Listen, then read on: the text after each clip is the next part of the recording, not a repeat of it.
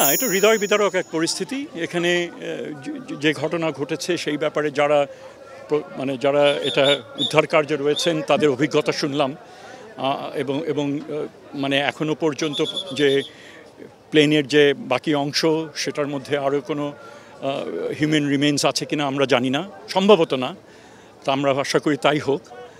এবং বিশাল একটা কর্মযজ্ঞ এখানে তারা করছেন, এই উদ্ধার কর্মকাণ্ড, কিন্তু সেটা করতে গিয়ে নানা বাধার সম্মুখীন তারা হচ্ছেন। আমরা আশা করি যে আমরা যারা উৎসুক হিসেবে এখানে এসেছি তারা যেন এর থেকে আমরা একটু দূরে থাকি, যাতে তাদের কর্মকাণ্ড তারা ঠিকমতো করতে পারেন। এবং অনেকে মানে ফেসবুক থেকে শুরু করে অন্যান্য প্রচার মাধ্যমে নানান রকমের সেখানে সংবাদ সেখানে দিচ্ছেন, তথ্য সেখানে দিচ্ছেন যেগুলো বাস্তবের সঙ্গে সঙ্গতিপূর্ণ না।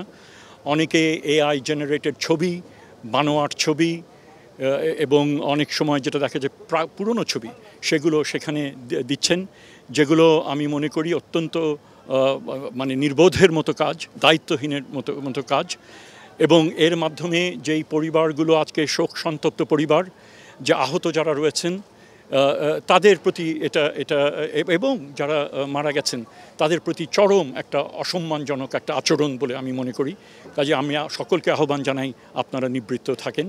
এবং আমি ধন্যবাদ জানিয়েছি যারা এখানে উদ্ধার কর্মের সঙ্গে বিভিন্ন এজেন্সিস যারা রয়েছেন তারা, এবং এলাকাবাসী, একই সাথে যারা এই স্কুলের ছাত্র এবং ভলেন্টিয়ার্স, তারা সকলে যে কাজটা করছেন। মিডিয়া কর্মীদেরকেও আমি আহ্বান জানাবো যে আপনারা এই বিষয়গুলো সম্পর্কে একটু যদি সবাইকে বলেন তারা যেন সতর্ক থাকে, এবং তারা যেন কর্মকাণ্ডে যারা চিকিৎসা নিচ্ছেন সেই সমস্ত প্রতিষ্ঠানে, এবং বাইরের যারা ভিআইপি যারা বিভিন্ন জায়গায় যাচ্ছেন তারাও যেন একটু সংযত থাকেন, যাতে যারা চিকিৎসা যারা দিচ্ছেন তারা যেন ঠিকমতো চিকিৎসা তারা দিতে পারেন। না, এইচএসসি পরীক্ষা আমরা নিজেরা বসেছি, আমরা মনে করেছি পরীক্ষাটা কন্টিনিউ করা দরকার, পরীক্ষা চলবে কালকে। না, আমরা সেটা নিয়ে আমরা এখানে কোনো পরীক্ষা আমাদের জানা মতে সেখানে নেই। না, এটা ধরেন আমরা আলাপ আলোচনার মাধ্যমেই সেই সিদ্ধান্ত হয়েছে।